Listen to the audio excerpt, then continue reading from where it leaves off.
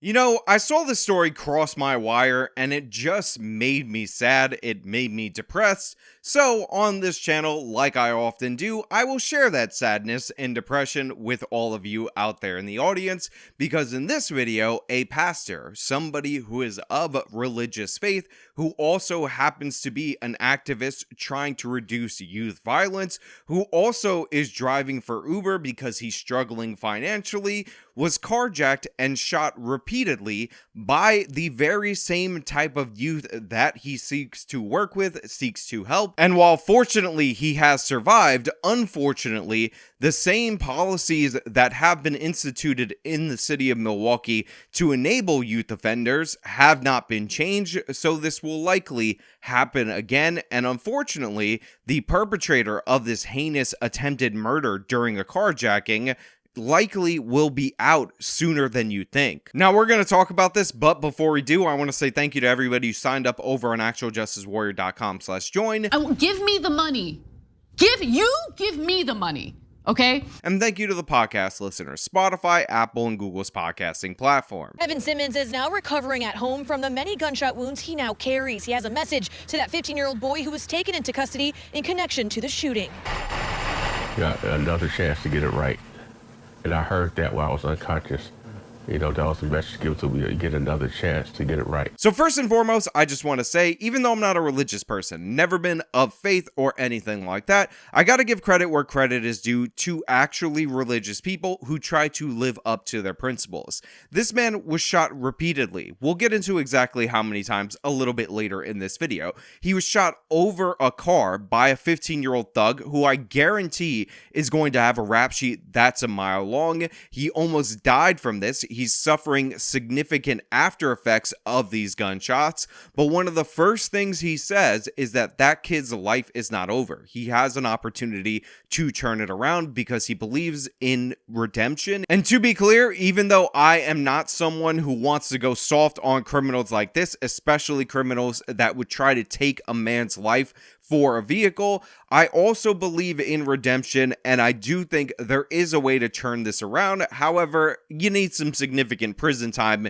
in my opinion, when you commit such a heinous attempted murder. But let's get into the clips so you can hear the details of this case. A hopeful Simmons is currently recovering from 12 gunshot wounds. He says it's a miracle he's still here. I have two right here, one under my arm, one in my chest, one in my abdomen. Yeah, you heard that right. This man was shot 12 times for his Uber vehicle, 12 times for a car. This was an attempted execution. He also has significant damage and everlasting disabilities that I would like to get into, but just think about that. A 15-year-old thug, a 15-year-old criminal, somebody that this guy wants to advocate for, that he wants to divert from violence, decided to try to kill this man, viciously execute him for a car. Total lack of conscience by this individual, somebody that needs to be locked away for a very long time, and at just 15 years old, he did this.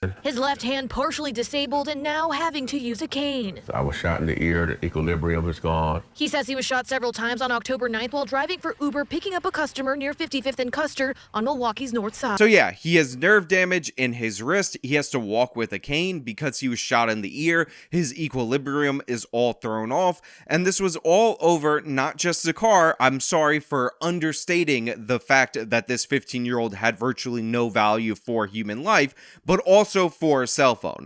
According to a search warrant, police found Simmons on the ground bleeding from gunshot wounds, his phone and car stolen. That's what this absolute scumbag wanted and was willing to kill for, was willing to overkill for, because again, he shot this man 12 different times. Police have arrested a 15-year-old boy in connection to the shooting, tracked by a phone number displayed on the Uber app. And of course, not only was this criminal incredibly vicious, incredibly selfish, incredibly thuggish, but he was also completely stupid. The guy called the Uber with the account associated with his own phone number, so he had no actual plan to get away with this crime. He was just looking for that instant gratification and was willing to kill somebody and basically sign his name to the murder for the gratification of driving a car and having a cell phone. Absolute scum, through and through. But to make matters worse, this is a part of an overall trend that we're seeing in the city of Milwaukee. Remember, I covered on this channel the insane increase in car thefts and carjackings in the city of Milwaukee. We talked about how they had over 10,000, and in a city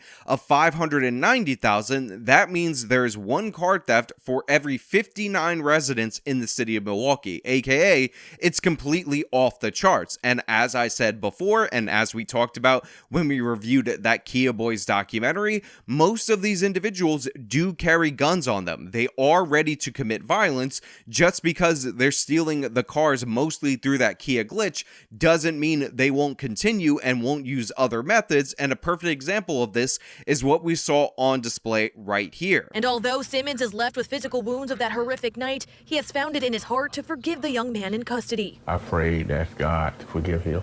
I already forgave him. I never, not one moment, had ill feelings toward the guy. Now look, to be clear, you as the victim are allowed to feel however you want to feel about your victimizer, about the perpetrator, about the criminal. I will not condemn the pastor for forgiving this individual. However, I want to make this perfectly clear that if I were in his position, I wouldn't forgive him.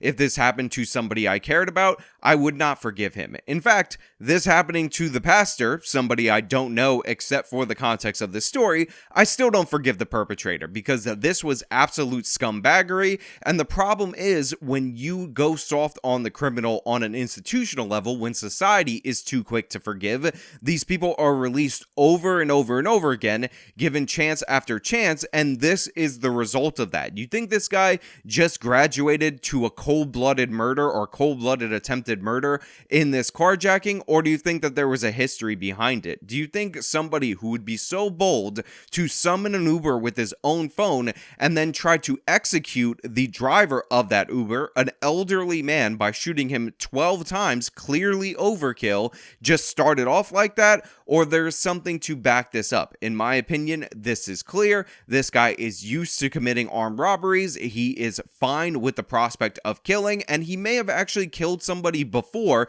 based on the viciousness and the cold-blooded nature of these actions. So absolutely not. I do not forgive him. I don't begrudge the pastor, the minister, for doing so. I understand that that is a part of his faith, but it is not a part of my faith in any way, shape, or form to forgive thugs like this. Simmons, a man involved in his community helping to find an answer to curb violence within teens, says he hopes that young man changes his ways. He also have another chance to get it right, whether he's on the street, incarcerated, whatever. You know, you got to change your lifestyle because what you're doing is not right. Now, at least the pastor right here talks about incarceration as a solution for this individual. He hasn't gone completely soft on him. And by the way, don't think I did not notice during the B-roll that the pastor is at a basketball game, because yes, one of the ways that he sought to curb violence was through youth basketball. It wasn't quite midnight basketball. It wasn't the actual meme of this channel, but yes, this guy was involved in a basketball program for the youth, among many other various programs where he put the time and effort into trying to get them off the streets, divert them from criminality, only to end up in a situation where he was victimized and viciously so left to die on the streets in the cold of Milwaukee. And that is absolutely heartbreaking and shameful. Now, of course, we got to hear more about the perpetrator, who is not being identified by the local media due to his age, because I think this is crucial. And according to that search warrant, the teen was taken into custody November 7th. He could face possible charges of first-degree reckless injury. Now look, as of right now, I could not find how this kid was charged in relation to this, but the fact that the local news reporter is saying that he could, as in maybe, he might, as in a top charge, face charges of first-degree, not attempted murder, reckless endangerment, is the exact problem that we have. Now, to be clear, even though I just said reckless endangerment, the woman actually said reckless injury, and this is in fact the correct charge. Much like the state of Wisconsin doesn't actually have murder as a statute, instead they call it first-degree intentional homicide, their attempted murder appears to be close enough to the approximate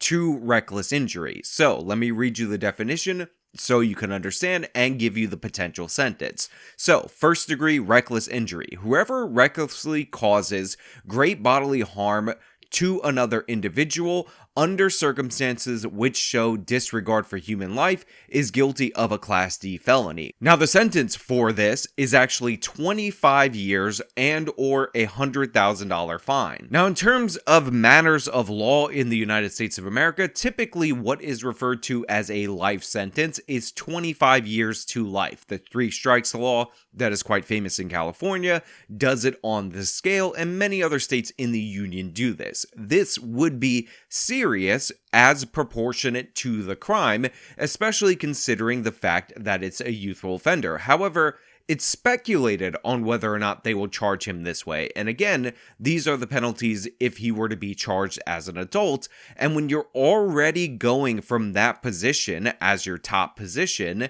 which is the youthful offender version of this, and thus the lighter sentence, the chances of this person actually spending any serious amount of time in prison go down exponentially. Remember, he is age 15.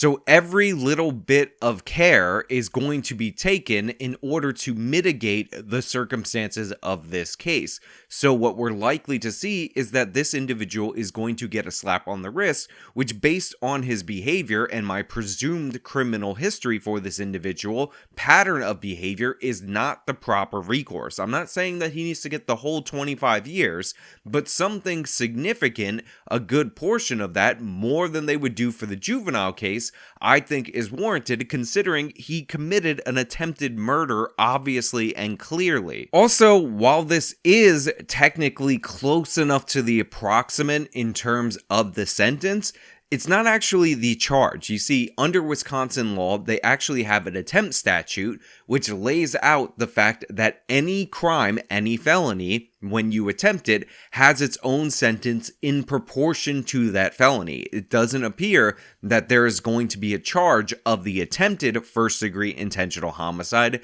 and this is one of the places where I have a problem. So functionally, the charge with the 25-year potential sentence could be the same in terms, again, of its function, but in reality, this charge, the attempted first-degree intentional homicide, should be what is applicable under Wisconsin state law if they wanted to hit this person as hard as he deserves for those 12 shots fired. And this is the exact problem. There's a reason why attempted murder is treated almost as seriously, or should be treated almost as seriously as murder, because but for medical technology, but for the grace of God, if you're a religious person, this minister would be dead from those 12 gunshot wounds. Now, he might actually start a rap career post this as the minister, as the pastor. I'm not saying anything, I'm just saying. But the point is, you should treat this person like the heinous potential murderer that he actually is, because he did not have any regard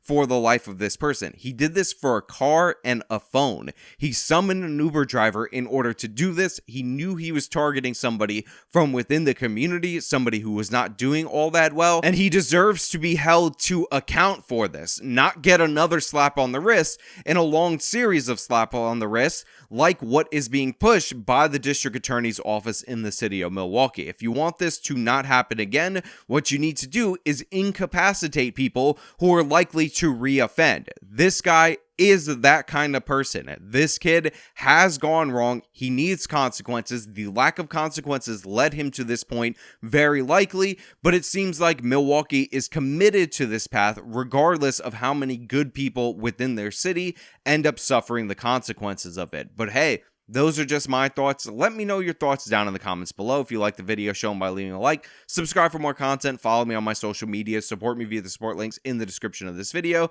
This has been me talking about the absolute madness in the city of Milwaukee. Till next time.